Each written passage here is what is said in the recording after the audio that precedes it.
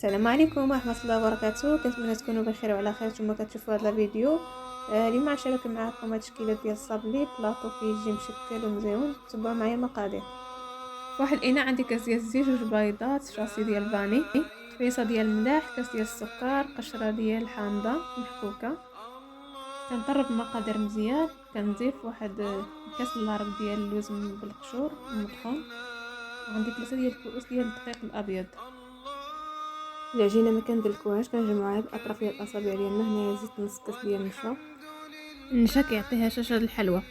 هنايا عندي راس معلقه ديال الخميره ديال الحلوى ولا شاصي ديال 8 غرام.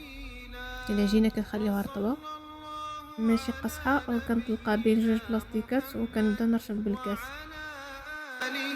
وصحبه وسلم تسليما كثيرا.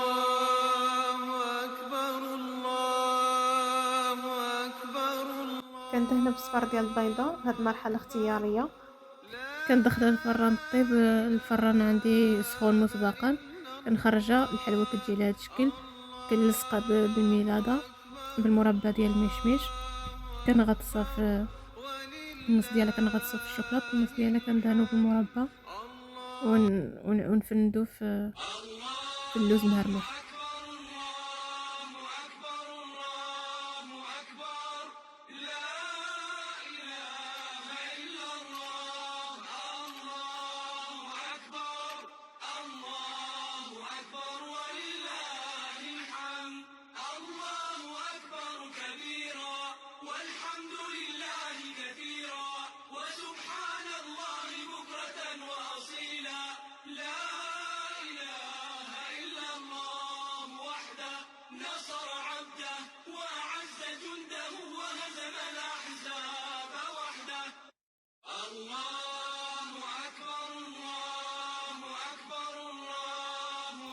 وكيكون هذا هو الشكل ديال النهائي. كتجي مزيونه في الشكل وكتجي هشيشه ولذيذه بزاف.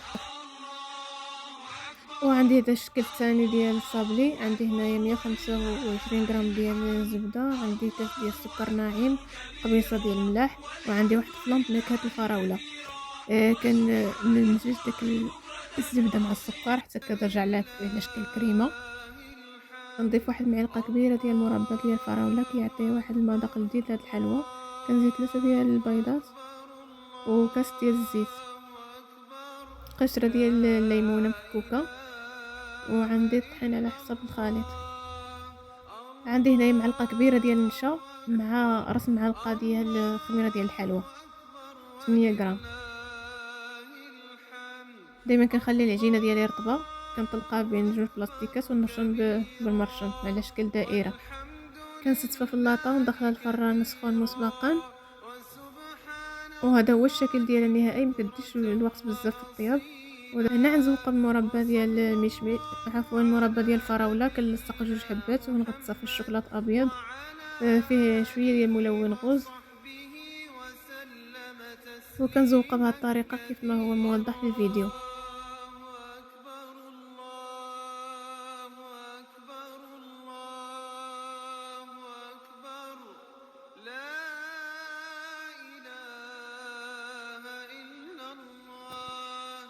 هذا هو الشكل ديال النهائي. كنعملها في الكويرطات.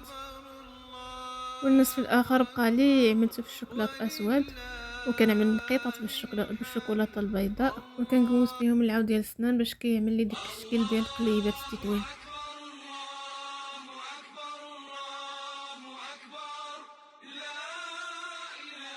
فكان هذا هو الشكل ديال البلاطو ديالنا ديال الصابلي. كنتمنى يعجبكم. ما تنساوش الاشتراك في القناه.